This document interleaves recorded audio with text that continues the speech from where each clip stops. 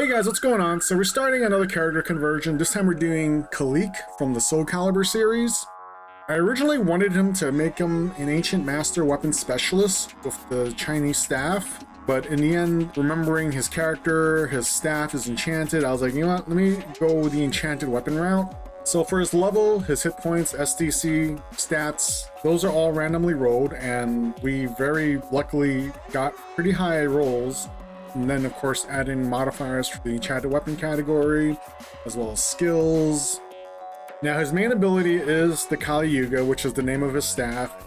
The Calibur itself has been shown to be different sizes and length, but in this case we're going with the way it first appeared. And basically it's about 1.5 times longer compared to his body, so it's basically about 9 feet in length.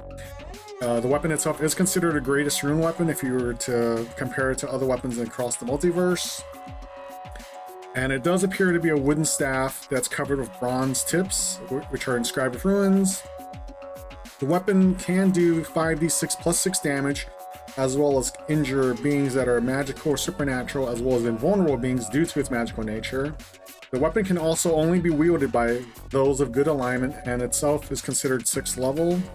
While wielding the weapon, the wielder can speak and understand any spoken language. It provides protection, reducing the damage of any fire or code-based attacks to the wielder. And the wielder can't throw it and have it return back to his hand, where it basically flies through the air. The primary ability of the weapon itself, though, is the ability for the Calibur to absorb energy damage. In the game itself, it's originally just mentioned to be chi. But in this case, because of Heroes Unlimited, we decided to make it more from any form of energy, from chi to magic to even psionic, as long as he's aware of the attack itself. And he can absorb it using a successful parry, but only gets a +3 bonus.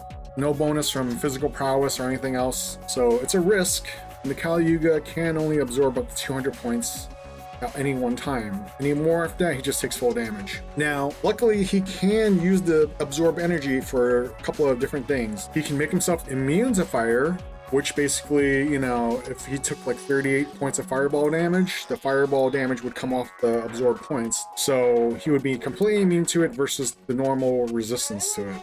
He can also use the power to heal people, including himself. The amount restored will grant 3d6. And the limitation on that is it's still limited to 10 times a day. Another perk for enchanted weapon characters, Kilik using the Calibur can deflect incoming missile weapons such as thrown knives, darts, shurikens, also arrows and bolts from crossbows and bows, and also stones and slugs from like slings. Basically like any sort of archaic missile weapon. He can't unfortunately use it against energy blast or firearms, and usually characters have a really severe penalty, but in this case, being enchanted weapon, he only suffers a -6 penalty to do such an action. Skill-wise, his skills are basically just on-the-job training. The character itself is very basic, considering the wait when the time period the game takes place, because the games are like in the 16th century, late 1500s. Try to keep the skills relative to that time period I think he would have. So we start off on the job training, and from that, I believe he gets two skill programs, one of which is completely gone because that went straight to hand-hand Shaolin Kung Fu, which is the closest martial art that there is in the books to what he would have in the game.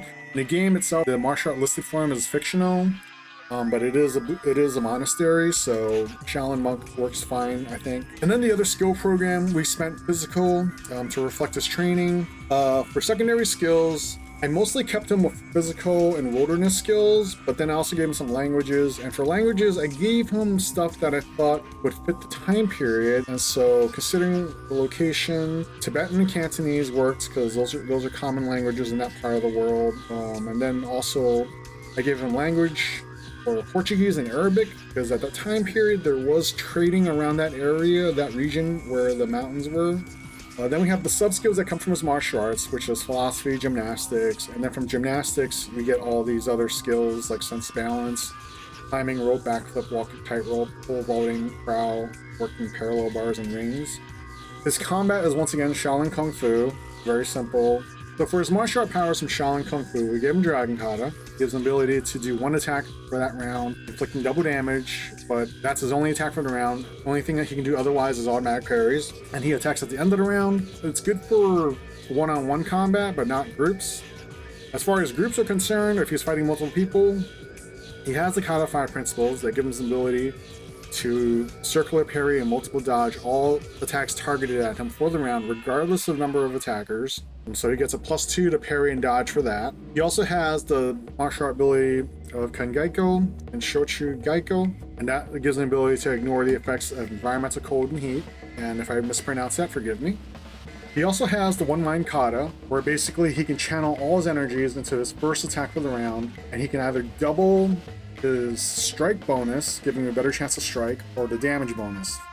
But the penalty for that is all other attacks from him that round have no bonuses to strike or damage, and he cannot do any defense.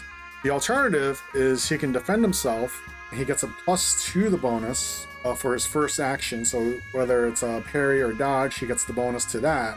But then after that, for the remainder of the round, the bonuses for parries or dodges are only halved. And for that round, just as the defensive version for that round, when he uses that, he cannot do any sort of attack.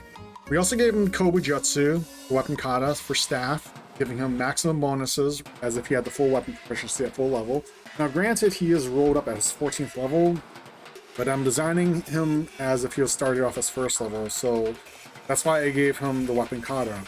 I do know some players, normally when they're developing a high level character and they already have the weapon, they already have the weapon proficiency for said weapon, they'll ignore the kata because that's their way of minimizing, maximizing. But in this case, like I said, we're designing character as if it started from scratch. So he would have had that at first level, or regardless of whatever level, lower level. And we're not taking into account that he's already 14th level, and we're just going to skip the maximum, stick him with another power. And then his final martial art power is the Windmill Kata, where basically he can use his staff to deflect incoming missiles that are basically, arrows, rocks and slings, thrown knives, stuff like that. He can deflect them automatically, no need to roll. However, it is ineffective against energy attacks or firearms. Aside from that, that's pretty much it for Kilik. He's very basic, like I said. He would basically be a dedicated martial artist for all intents and purposes, except for the fact that he has a mystic weapon.